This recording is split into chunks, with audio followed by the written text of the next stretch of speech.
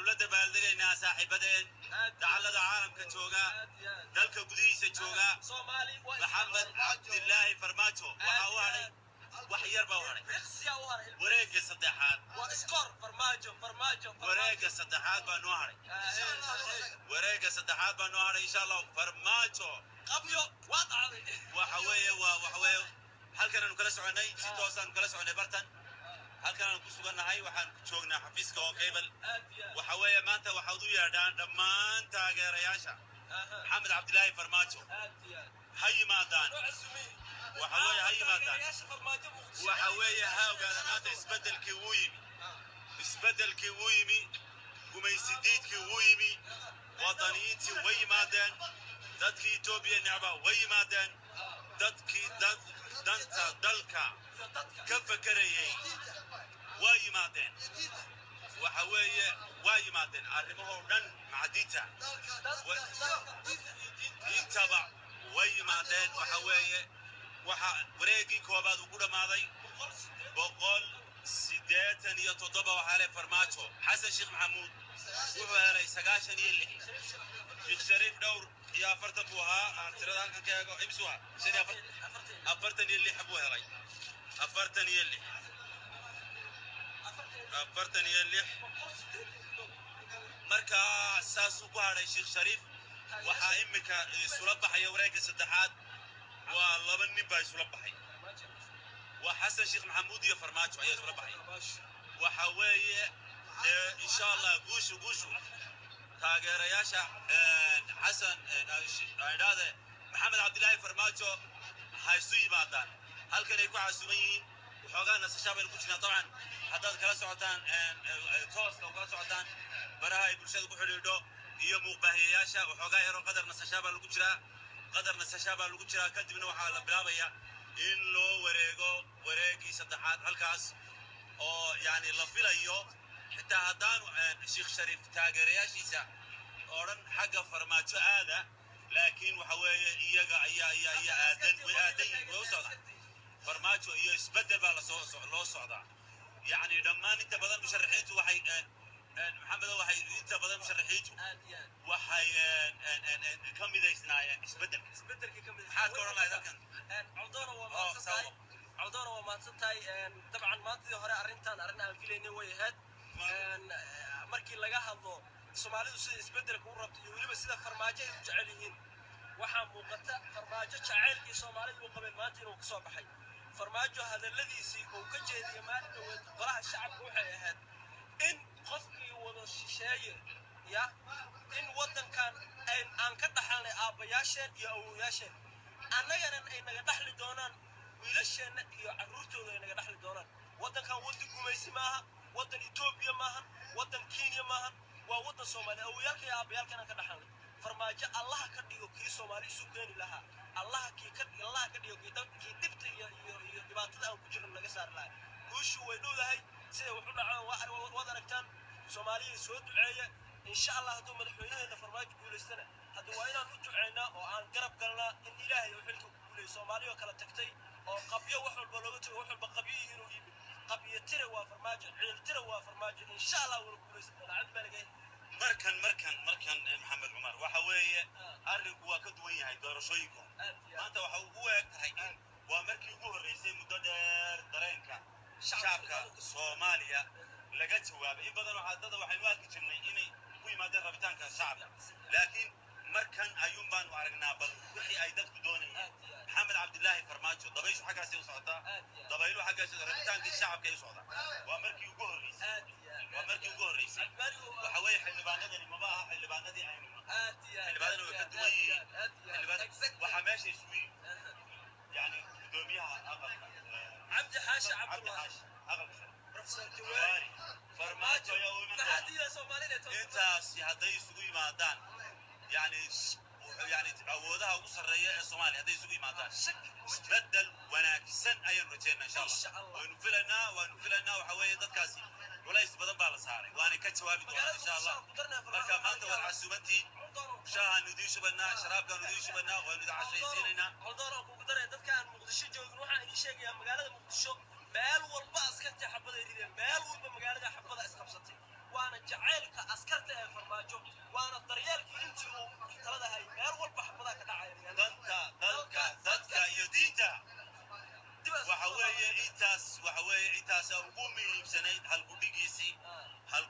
halkaas ayaana laga sugayaa inuu muxuahay kaga dhabeeyo halka dhigaas ayaa la doonayaa inuu kaga dhabeeyo culays weyn ayaa saaran macaawa waxa weeye loo kala seexan maayo marka wareega saddexaad yimaado waxay u badan tahay insha allah inuu farmaajo soo baxayo halkaas sheekh shariif waxaa laga yaabaa sheekh shariifna inuu muxuahay codkiisa ku taageero iyo taageerayaashiisa farmaajo iyo isbedelka lagama yaabo inuu xaggan kala geeyo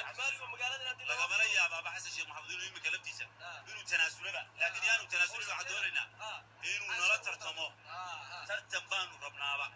taageerayaashana waxaan isku dayi doonaa magaalada markay furanto balilaan magaalada tagno oo beijkan cabdimaalka aad kala socotaan damaashaadka iyo dabaaldega ciidanka iyo sida u socdaan waxaan dib iskugu soo laaban doonaa wareegga labaad madaxweynahan markuu guulaystay aad baa mahadsantihiin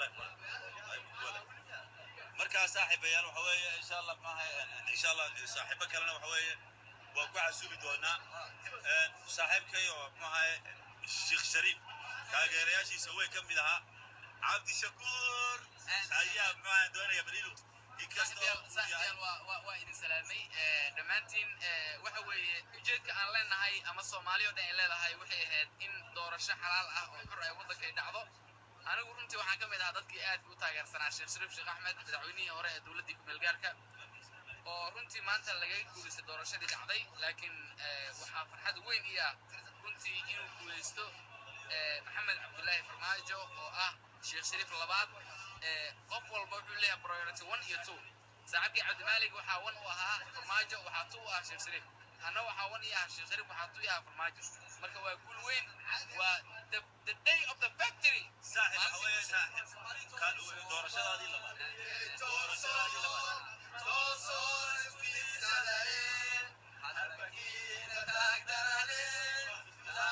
sigo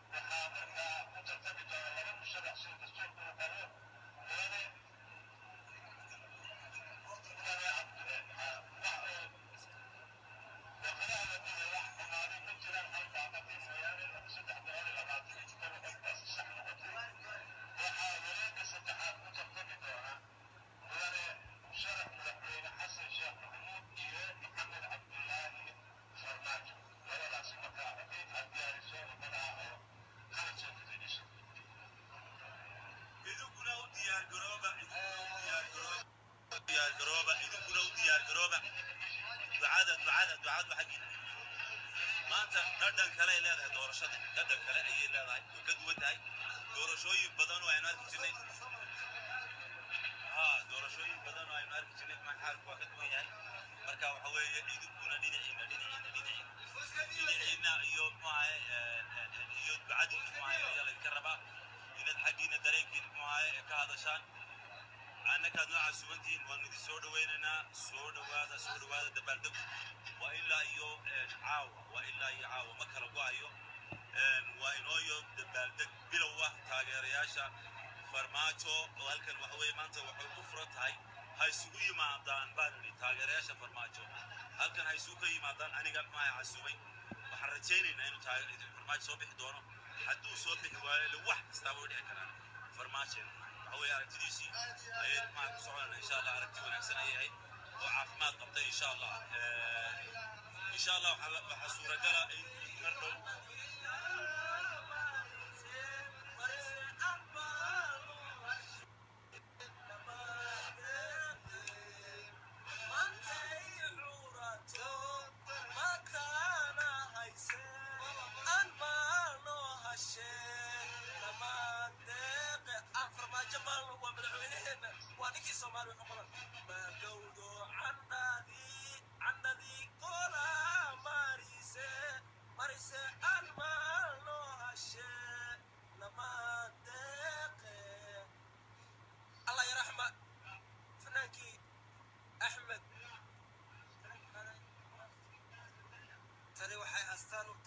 Soomaaliya ay laga jir wax musuqmaasuqa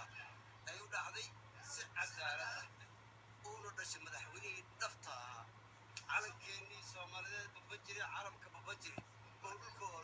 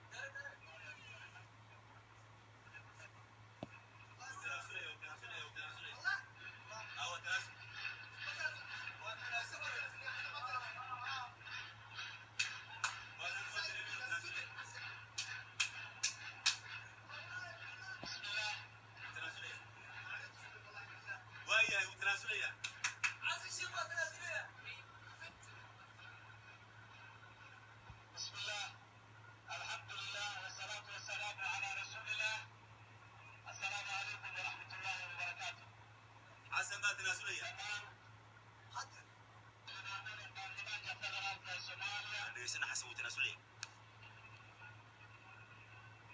meesha caalamka ee joogta meesha safaaradaha diblomaasiyiinta shacabka soomaaliyeed ee la daawanayo ee telefishinadii shaashadaha intooda fadhiyo dhammaan waxaan leeyahay maanta waa maalin weyn oo taariikhi ah waxaan leeyahay dhammaan dadka soomaaliyeed dalkiisa ay joogaan hambalyo wadda dheer oo maxaan ku dhahaa dimuqraadiyadda xaggeeda loo qaaday oo si fiican u socotay ayaa maanta hadda kusoo gabagabowday howl aad iyo aad u fiican ayaa dadka soomaaliyeed soo qabteen waddadii dimuqraadiyadda ayaana soo qaadnay meeshii aan rabnay inayna geyso oo ah dalkan taladiisa in si dimuqraadi ah la isku weydaarsado ayayna soo gaarsiisay waxaan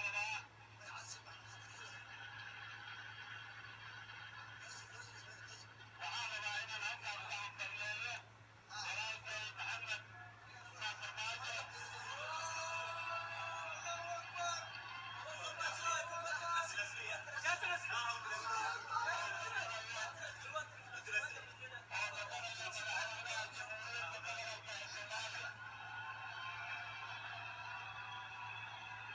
maxamed cabdullaahi farmaajo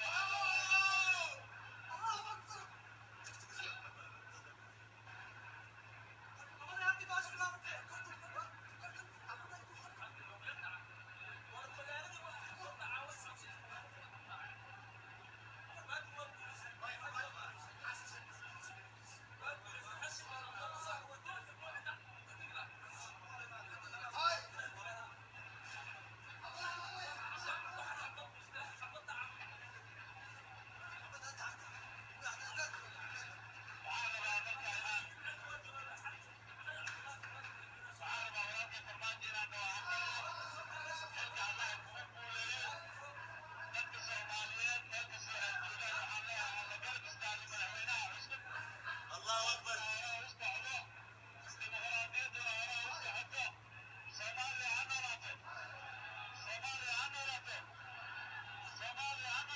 ha noolaato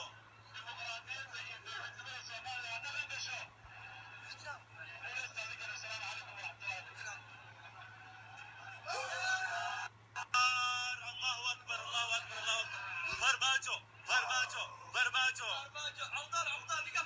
waayahay waxa weeye sidaas ayuu ku noqday farmaajo madaxweynaha soomaaliya waanu hambalyeeraynaa xasan sheekh maxamuud kuu tanaasulay sheekh shariifna waa laga gudbay tallaabo wuxuu sameeyey taariikhiya runtii taariikhiya ayuu sameeyey oon uga mahadcelinayno madaxweynaha soomaaliya xasan sheekh maxamuud inuu sida gobonnimada leh ee sharafta leh ku tanaasulo jawiga ayaan dulgeynayna jawiga ayaan dulgeynayna